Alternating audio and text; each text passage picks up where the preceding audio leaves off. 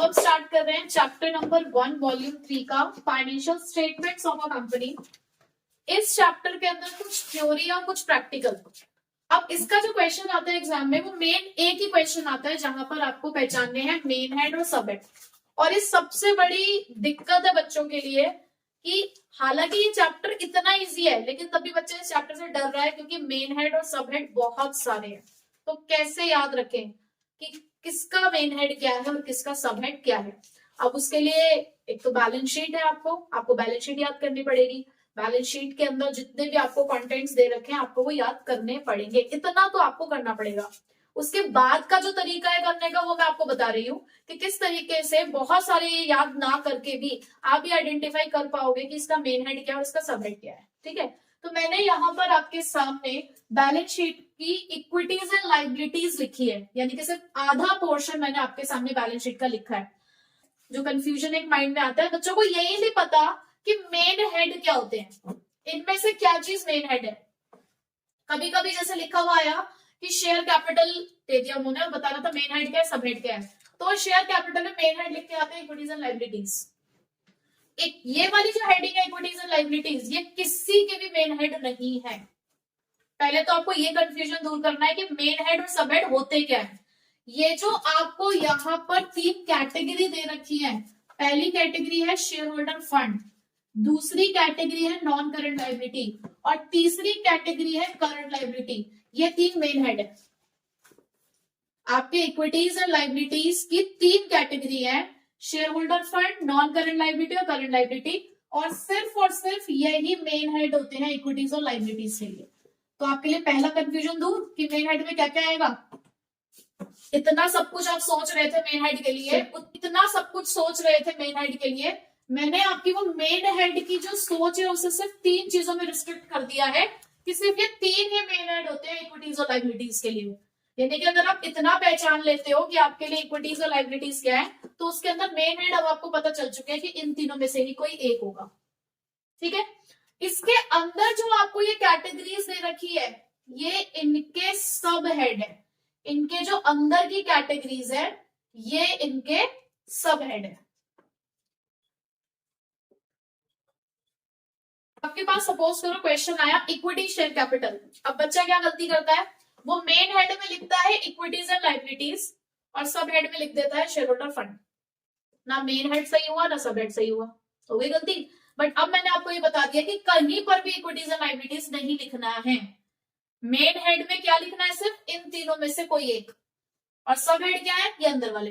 अब इनके अंदर भी तो बहुत सारी चीजें होती है ना। अब ये कंफ्यूजन है क्या, इनके अंदर भी तो बहुत सारी चीजें हैं, हमने तो बहुत सारी चीजें पढ़ी है, तो इतना भी ज्यादा आपको नहीं सोचना। देखो बहुत सिंपल है, हम यहाँ पे शेयर कैपिटल की बात कर रहे हैं तो शेयर्स कितने तरीके के होते हैं आपके पास, कितने तरीके के शेयर्स हैं, 2 ही तो तरीके के शेयर्स हैं, इक्विटी शेयर कैपिटल और प्रेफरेंस शेयर कैपिटल।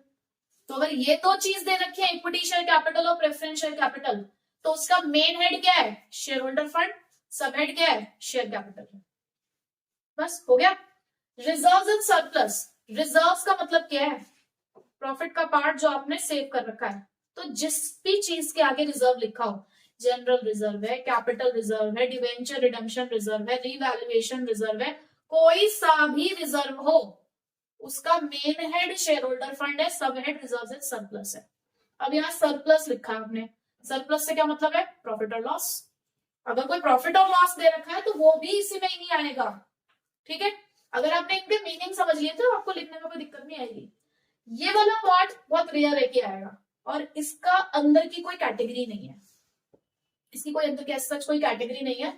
तो सी वाला ऑप्शन आप नहीं भी याद करोगे तो चलेगा, सी वाला ऑप्शन मैं तो कहूंगी आप छोड़ दो, नहीं आएगा, इतना इसमें दिमाग नहीं लगाना। मेन आपने ध्यान देना है इन 2 पे, share capital reserves and surplus. अब आपको पता चल गया कि कब कहाँ share holder fund main head लिखना है और कहाँ शेयर कैपिटल सब हेड या रिजर्व्स एंड सरप्लस सब हेड लिखना है। ठीक है, याद हो गया इतना। अच्छा आगे आते हैं, अब बारी आती है नॉन करंट लाइबिलिटी और करंट लाइबिलिटी की। चलो ये तो हम लिख लेंगे, हमें यहाँ से आइडिया लिख गया कि यहाँ पर भी क्या करना है। अब सबसे पहला कंफ्यूजन जो माइंड में राइज होता है कि करंट लाइबिलिटी कौन सी होती है और नॉन करंट लाइबिलिटी कौन सी होती है। अब तक हम यही पढ़ते आए हैं कि ऐसी लाइबिलिटीज जिसको 12 मंथ से बाद में पे करना होता है, जिनके लिए टाइम पीरियड 12 मंथ से ज्यादा का है, वो हमारे लिए नॉन करंट लाइबिलिटी है। और जिनको 12 मंथ से अंदर अंदर पे करना होता है वो करंट लायबिलिटी होती है। पर ये नॉन करंट और करंट के लिए क्राइटेरिया कहां से आया 12 मंथ्स का? तो उसके लिए आपको एक कॉन्सेप्ट पढ़ना है ऑपरेटिंग साइकिल का।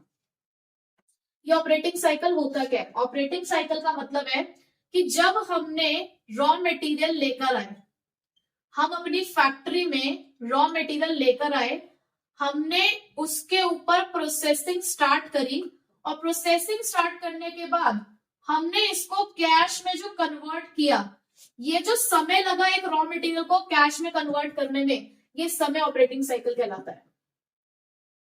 The time gap between the receipt of raw material and its conversion into the cash is known as operating cycle। ठीक है, और ये ऑपरेटिंग साइकिल ही डिसाइड करता है कि किसी कंपनी के लिए करंट लायबिलिटी क्या है और नॉन करंट लायबिलिटी क्या है। कुछ नहीं लिखा हो तो 12 मंथ्स ही होता है, कुछ नहीं लिखा हो तो हर कंपनी के लिए ऑपरेटिंग साइकिल कितने मंथ्स का है? 12 मंथ्स का है। तो 12 मंथ से पहले वाली चीज है करंट लायबिलिटी, 12 मंथ से बाद वाली चीज है नॉन करंट लायबिलिटी। लेकिन अगर मैं कहूं किसी कंपनी का ऑपरेटिंग साइकिल 7 मंथ्स का हो तो 7 महीने में उनका जो रॉ मटेरियल है वो कैश में कन्वर्ट हो जाता है। इन्होंने कोई उधारी ले रखी है जो 10 महीने में देनी है, तो कौन ये करंट लायबिलिटी का क्राइटेरिया यहाँ पे क्या होगा? 10 महीने, क्योंकि 12 महीने से अभी भी कम है ना। तो इस कंपनी के लिए भी जिसका ऑपरेटिंग साइकिल 12 महीने से कम है, उनके लिए भी 12 मंथ्स तक की लायबिलिटी करंट कहलाती है, 12 मंथ्स के बाद वाली नॉन करंट। ठीक है, लेकिन अगर किसी का ऑपरेटिंग साइकिल 18 महीने का हो तो ऐसी कंपनीज के लिए 18 महीने तक की लायबिलिटी करंट होती है और 18 महीने के बाद वाली नॉन करंट। ऑपरेटिंग साइकिल ही बताएगा करंट लायबिलिटी क्या है और नॉन करंट लायबिलिटी क्या है। अगर 18 मंथ्स आपका ऑपरेटिंग साइकिल है तो 18 महीने हम देते हैं आपको करंट लायबिलिटी को पे करने के लिए, और 18 महीने के बाद नॉन करंट लायबिलिटी। ये बात समझ आ गई? पक्का? अब चलते हैं हम कि कैसे पता लगाएंगे करंट लायबिलिटी और नॉन करंट लायबिलिटी का। देखो, नॉन करंट लायबिलिटी के अंदर हमारे पास 4 चीजें हैं, 4 में से 3 में तो लॉन्ग टर्म खुद ही लिखा हुआ है। Long term borrowings, other long term liability, long term provisions. अभी लॉन्ग टर्म बोरोइंग्स होती क्या क्या है? लॉन्ग टर्म बोरोइंग्स, लंबे समय वाला पैसा कौन कौन सा होता है? किसी बैंक से लिया हुआ लोन, डिबेंचर्स। इतना अकाउंट्स पढ़ चुके हो आप 11 से 12 तक कि अब आपको ये तो पता है ना कि लॉन्ग टर्म लायबिलिटीज कौन कौन सी होती हैं। किसी बैंक से लिया हुआ लोन, डिबेंचर्स हो गए आपके, और कोई मॉर्टगेज लोन है आपके पास, पब्लिक डिपॉजिट है। इस तरीके की सारी चीजें आपके लॉन्ग टर्म बोरोइंग्स में होती हैं। ठीक है, उसके बाद डेफर्ड टैक्स लायबिलिटी बहुत रेयर है कि पूछे। अब डेफर्ड टैक्स लायबिलिटी क्या होती है कि जब आपका साल खत्म होता है ना, तो आपकी अकाउंटिंग इनकम आपकी टैक्सेबल इनकम के साथ कंपेयर की जाती है। अकाउंटिंग इनकम और टैक्सेबल इनकम को कंपेयर किया जाता है। अगर आपकी अकाउंटिंग इनकम टैक्सेबल इनकम से ज्यादा है तो इनके बीच का डिफरेंस डेफर्ड टैक्स लायबिलिटी होता है। ठीक है, बट वहीं पर अगर आपकी अकाउंटिंग इनकम आपकी टैक्सेबल इनकम से कम है तो इसे डेफर्ड टैक्स एसेट्स कहते हैं। ठीक है, बस इतनी ही बात आपको इसके अंदर पढ़नी है, इससे ज्यादा इसमें कुछ नहीं करना आपको। तो बस आपको इतना ही ध्यान रखना है कि अकाउंटिंग इनकम अगर टैक्सेबल इनकम से ज्यादा है तो deferred tax liability, accounting income taxable income से कम है तो डेफर्ड टैक्स एसेट्स। तो ये तो डायरेक्टली ऐसे ही आएगा, इसमें भी आपको कुछ खास याद करने की जरूरत नहीं है। अदर लॉन्ग टर्म लायबिलिटीज में क्या क्या आ सकता है आपके पास? तो अदर लॉन्ग टर्म लायबिलिटीज में क्या क्या आ सकता है? आपको बहुत ज्यादा इसके एग्जांपल दिखेंगे भी नहीं जो आपकी बुक में है। एक है जैसे कि प्रीमियम पेड ऑन रिडेम्पशन। अब आपने 2 चीजों का रिडेम्पशन आपको यहाँ पे पढ़ना है, redemption of debentures, redemption of preference shares. तो अगर आप प्रीमियम पे करते हो किसी के भी रिडेम्पशन पे तो वो आपके लिए अदर लॉन्ग टर्म लायबिलिटीज का पार्ट है। ठीक है, उसके बाद लॉन्ग टर्म प्रोविजंस। अब प्रोविजंस ना आपको देखो शॉर्ट टर्म है, देखो कंफ्यूजन वाला पॉइंट कहाँ आता है, जो सेम वाली चीजें हैं। जैसे कि यहाँ पे लॉन्ग टर्म प्रोविजन, देखो एक बार को शॉर्ट टर्म बोरेंगे और लॉन्ग टर्म बोरेंगे फर्क पता चल जाता है। भाई हमें पता है कि डिबेंचर्स लॉन्ग टर्म में आते हैं, बट हाँ ऐसे डिवेंचर्स जिनका मेच्योरिटी पीरियड 12 मंथ्स का हो या 12 मंथ से कम का हो, तो देखो वो फिर शॉर्ट टर्म बोरोइंग्स में ही आएगा। कई बार लिखा होता है current maturities for debentures, current maturity लिख दिया तो वो करंट लाइबिलिटी का ही पार्ट है, ये तो अंडरस्टूड है, ठीक है। इसी तरीके से डेफर्ड टैक्स लाइबिलिटी यहाँ है, लेकिन यहाँ तो ऐसा कुछ भी नहीं है। उसके बाद अदर लॉन्ग टर्म लाइबिलिटी यहाँ पर है, मैंने आपको यहाँ अदर लॉन्ग टर्म लाइबिलिटी में बता दिया है कि premium on redemption other long term liability का पार्ट है। अब यहाँ पर अदर करंट लाइबिलिटी है, तो अदर करंट लाइबिलिटी में भी क्या क्या इंक्लूड करना हम देखते हैं। पहले मैं प्रोविजन पे थी कि शॉर्ट टर्म प्रोविजन और लॉन्ग टर्म प्रोविजन, अब दोनों में कैसे पता चलेगा कि कौन सा प्रोविजन लॉन्ग टर्म है कौन सा शॉर्ट टर्म है। देखो प्रोविजंस भी ऐसे होते हैं जो कुछ प्रोविजंस ऐसे होते हैं जो हर साल बनाए जाते हैं, और कुछ प्रोविजंस ऐसे होते हैं जो कभी कभी बनाते हैं, कभी कभी उनमें एडिशन होता है। तो हर साल बनाने वाले प्रोविजन कौन से है? Provision for depreciation, provision for doubtful debts, provision for tax, पता है ना आपको हर साल बनाए जाते हैं। लेकिन अगर मैं बात करूं प्रोविजन फॉर वारंटीज, वारंटीज होता है हमारे शेयर से रिलेटेड, उसके अलावा provision for employees benefit, employees के बेनिफिट के लिए प्रोविजन बना रहे हैं, तो वो हर साल नहीं बनता है, कभी कभी बनता है और लंबे समय के लिए बनता है वो। तो ऐसे प्रोविजन जो थोड़ा सा आपको अटपटे से दिखे, बहुत सिंपल तरीका बता रही हूँ, ऐसे प्रोविजन जो तुमने कभी बहुत ज्यादा ना सुने हो वो लॉन्ग टर्म प्रोविजन है, क्योंकि ये आपने कोई बनाने सीखे ही नहीं है। आपने सारे प्रोविजन जब तक सीखे हैं ना वो शॉर्ट टर्म वाले सीखे हैं, जितने भी प्रोविजन के आपने अब तक नाम सुने हैं वो शॉर्ट टर्म के ही थे। तो जिनके नाम नहीं सुने तुमने प्रोविजन के वो सारे लॉन्ग टर्म है, ठीक है। और शॉर्ट टर्म वाले प्रोविजन कौन कौन से हैं? जैसे कि मेन जो आपको ध्यान रखना है प्रोविजन फॉर टैक्स, ये मेन है, ये आपके लिए शॉर्ट टर्म प्रोविजन है। प्रोविजन फॉर डेप्रिसिएशन ये आपके लिए शॉर्ट टर्म है, ठीक है। तो अब आपको नॉन करंट लायबिलिटी पता चल गया कि नॉन करंट लायबिलिटी किसका मेन हेड है और उनके सब हेड्स क्या क्या होंगे, अभी बात ध्यान रहेगी। अब आते हैं करंट लायबिलिटी में। करंट लायबिलिटी में शॉर्ट टर्म बोरोइंग्स में मेन क्या क्या याद रखने हैं?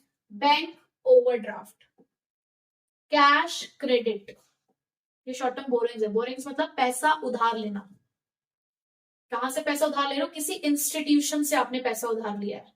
जब हम किसी इंस्टीट्यूशन से पैसा उधार ले रहे हैं तो हमारे लिए मान के चलो वो क्या है हमारे लिए short term borrowing. Bank overdraft बोला मैंने आपको, कैश क्रेडिट बोला। उसके अलावा ट्रेड पेबल, अब देखो जो ट्रेड पेबल्स है ना ये दो चीजों से मिलके बना है। ट्रेड पेबल्स की जब हम बात करते हैं तो इसके अंदर दो चीजें हैं, क्या क्या? एक तो है इसके अंदर आपके क्रेडिटर्स और एक है बिल्स पेबल, ये दो चीजें आएंगी इसके अंदर। तो अगर आपको क्रेडिटर्स दिख रहे हैं बिल्स पेबल दिख रहे हैं तो ट्रेड पेबल उसका सब हेड है। अदर करंट लायबिलिटी में क्या आएगा? अनक्लेम्ड डिविडेंड, डिविडेंड जो अब तक क्लेम नहीं किया गया है वो आपका क्या है? Other current liability. Dividend payable, एक साल के अंदर पे करना होता है ना डिविडेंड, तो वो आपके लिए क्या है? Other current liability. देखो जो आपने इसमें पढ़ लिया जो इसमें पढ़ लिया उसके अलावा जो भी है वो आपके लिए अदर करंट लायबिलिटी है, ठीक है। और शॉर्ट टर्म प्रोविजन के मैंने आपको एग्जांपल बताई दिए, मैं मेन चीजें बता रही हूँ, ठीक है। तो इस तरीके से आप इक्विटीज एंड लायबिलिटीज याद कर सकते हो। अब याद हो गया, अब समझ आ रहा है। अच्छा पढ़ते हैं एसेट्स के बारे में। अब जिस तरीके से हमने इक्विटीज एंड लायबिलिटीज में पढ़ा कि हमारे पास तीन ही मेन हेड होते हैं, ऐसे ही एसेट्स किसी का मेन हेड नहीं होता। एसेट्स में दो मेन कैटेगरी है जो आपके लिए मेन हेड का काम करेंगे, इसका मतलब इन दो के अलावा कोई मेन हेड नहीं होता। सिर्फ दो ही आपके पास यहाँ पर मेन हेड है कि या तो आपके पास है नॉन करंट एसेट्स या आपके पास है करंट एसेट्स। अब आपने एक चीज देखी, आपके पास सिर्फ पांच ही मेन हेड है, share holder fund, non current liability, current liability, non current assets और करंट एसेट्स। ये जो इतना सारा कंफ्यूजन था वो पांच मेन हेड में सिमट कर रह गया है कि भाई मेन हेड इन्हीं पांचों में से एक है। तो एक बार को आपका सब हेड गलत भी हो गया तो मेरे ख्याल से अब आप मेन हेड तो बिल्कुल नहीं गलत करने वाले, क्योंकि आपको लायबिलिटी और एसेट का फर्क पता है, ठीक है। अब आते हैं कि इन मेन हेड्स के अंदर क्या क्या सब हेड्स आते हैं। देखो हमारे पास ये जो नॉन करंट एसेट्स है या ये करंट एसेट्स है, इनको डिस्क्राइब करने का तरीका भी ऑपरेटिंग साइकिल से ही जुड़ा है। तो जो मैंने अभी आपको लायबिलिटी में ऑपरेटिंग साइकिल पढ़ाया वही सेम बात यहाँ पर भी लागू होती है कि वही ऑपरेटिंग साइकिल अब तक हम ये मानकर चल रहे थे कि 12 महीने का ही होता है। 12 मंथ्स तक के जो हमारे पास एसेट्स हैं वो हमारे करंट एसेट्स हैं, 12 मंथ्स के बाद तक के लिए जो एसेट इस्तेमाल कर रहे हैं वो हमारे लिए नॉन करंट एसेट्स हैं, ठीक है। बट अगर ऑपरेटिंग साइकिल आपका ज्यादा है 12 मंथ से ज्यादा का तो करंट एसेट्स तब तक के लिए बढ़ जाते हैं, ठीक है, मतलब वही सेम बात है। अब देखो यहाँ पर मेरे पास नॉन करंट एसेट में पहला सब हेड है प्रॉपर्टी। अब प्रॉपर्टी में आप किस किस चीज को काउंट करोगे? लैंड, बिल्डिंग, बिजनेस प्रेमिसेस लिखा हो, ये सब चीजें आपके लिए प्रॉपर्टी है। और प्रॉपर्टी आपके लिए और भी चीजें हैं, आपके पास इंटेलेक्चुअल प्रॉपर्टी राइट्स भी तो हो सकते हैं, ठीक है। तो प्रॉपर्टी, प्लांट, प्लांट अपने आप में डिस्क्राइब कर रहे हैं, किसके बारे में बात हो रही है? मशीनरीज के बारे में बात हो रही है, इक्विपमेंट्स। तो यहाँ पर इसकी हेडिंग ही अपने आप को पूरा शो कर रही है, property, plant and equipment and intangible assets. क्योंकि देखो नॉन करंट एसेट्स आपके पास दो तरीके के होते हैं, टेंजिबल और इंटेंजिबल। नॉन करंट एसेट्स क्या है? जिसको हम देसी भाषा में फिक्स एसेट्स कहते हैं, अब तक हम इन्हें फिक्स एसेट्स कहा करते थे। तो फिक्स एसेट्स दो तरीके के होते हैं, टेंजिबल और इंटेंजिबल। टेंजिबल जिन्हें देख छू सकते हो और इंटेंजिबल जिन्हें हम देख छू नहीं सकते। तो भाई प्रॉपर्टी, प्लांट एंड इक्विपमेंट, देखो आधा पार्ट पहला पॉइंट बन गया है, ठीक है, दूसरा पार्ट दूसरा पॉइंट बन गया है। अब प्रॉपर्टी, प्लांट एंड इक्विपमेंट में क्या क्या सकता है? Plant, machinery, building, land, office equipment, आपका फर्नीचर, ये सारी चीजें आपकी इसके अंदर आ गई, ठीक। उसके बाद इंटेंजिबल एसेट्स में आपके goodwill, patents, trademark, copyrights, intellectual property rights, ये सारी चीजें आपकी इंटेंजिबल एसेट्स में आ गई। कैपिटल वर्क इन प्रोग्रेस का मतलब क्या होता है कि सपोज आप ना कोई बिल्डिंग बना रहे हो, वो बिल्डिंग अंडर कंस्ट्रक्शन है, तो उसे बोलते हैं कैपिटल वर्क इन प्रोग्रेस, यानी कि आपका एसेट अभी तैयार नहीं हुआ है, अभी तैयारी में है। वर्क इन प्रोग्रेस का मतलब क्या है? बन रहा है, लेकिन है तो वो आपका एक प्रॉपर्टी का पार्ट ना, तो इसलिए वो कैपिटल वर्क इन प्रोग्रेस में आ जाता है। इसी तरीके से आपके कुछ इंटेंजिबल एसेट्स भी हो सकते हैं जो इस तरीके से डेवलपमेंट में चल रहे हो। तो मैं ये कहूंगी कि ये दोनों तो बहुत कम पूछे जाते हैं, आपको इन दोनों पे ज्यादा फोकस करना है, ठीक है। उसके बाद ये तो हो गया A category, non current asset का पहला सब हेड है जिसके अंदर ये और चीजें आती है। अब आते हैं हम नॉन करंट इन्वेस्टमेंट पे। अब देखो नॉन करंट इन्वेस्टमेंट का मतलब क्या है? मैंने बोला अगर सिर्फ लिखा है 9% डिवेंचर, 9% डिवेंचर क्या है आपके लिए? बताओ मेन हेड क्या है? 9% डिवेंचर। मेन हेड है नॉन करंट लायबिलिटी, सब हेड है लॉन्ग टर्म बोरिंग्स। मैंने कहा इन्वेस्टमेंट इन 9% डिवेंचर, वर्ड लगा दिया इन्वेस्टमेंट इन, आपने पैसा लगाया, अब आपने पैसा लगाया तो वो आपके लिए नॉन करंट इन्वेस्टमेंट है। Investment in shares of XYZ limited, non current investment, यानी कि हमने पैसा लगाया, तो हम अगर लंबे समय के लिए पैसा लगा रहे हैं तो वो नॉन करंट इन्वेस्टमेंट है। ये डेफर्ड टैक्स एसेट्स तो आप समझ गए हो गया, अकाउंटिंग इनकम जब आपकी कम हो जाती है टैक्सेबल इनकम से, तो वो डेफर्ड टैक्स एसेट होता है, इसके अंदर आपका कुछ भी फर्दर डिवीजन नहीं है। Long term loans and advances, आपने किसी को लोन दे रखा हो तो वो क्लियरली लिखा होता है, पहचान लोगे बहुत आसानी से। अगर नॉन करंट एसेट्स में क्या, करंट इन्वेस्टमेंट में हम short term investment, marketable securities, ये सब चीजें इंक्लूड करते हैं। तो आप टाइम पीरियड देखना, अगर टाइम पीरियड 12 महीने से ऊपर का है तो वो नॉन करंट इन्वेस्टमेंट है, अगर 12 महीने से कम का है तो वो करंट इन्वेस्टमेंट है। अब इन्वेंटरीज क्या होती है? स्टॉक। अब स्टॉक के अंदर ना सिर्फ गुड्स ही नहीं होते, यहाँ पर हमारे पास जो स्पेयर पार्ट्स होते हैं, टूल्स होते हैं, लूज टूल्स होते हैं कुछ, वो भी हमारे इन्वेंट्री का ही पार्ट होते हैं।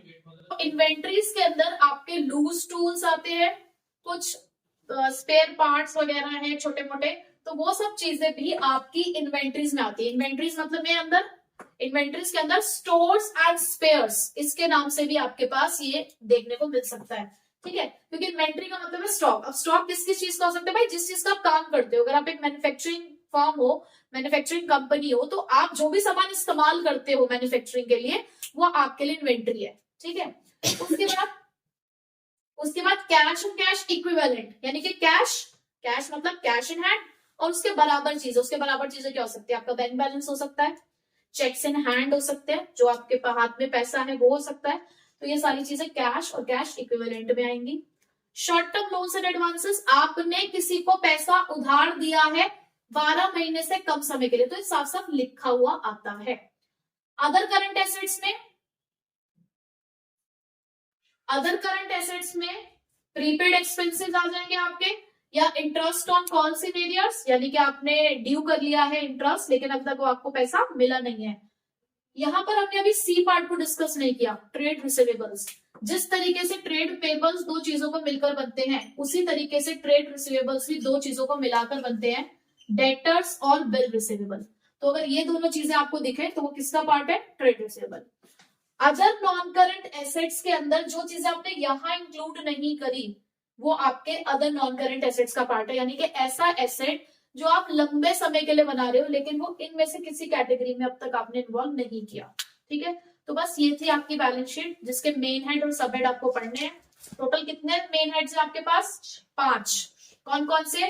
Share holders fund, non current liability, current liability, ये आपके लाइबिलिटी साइड के हो गए।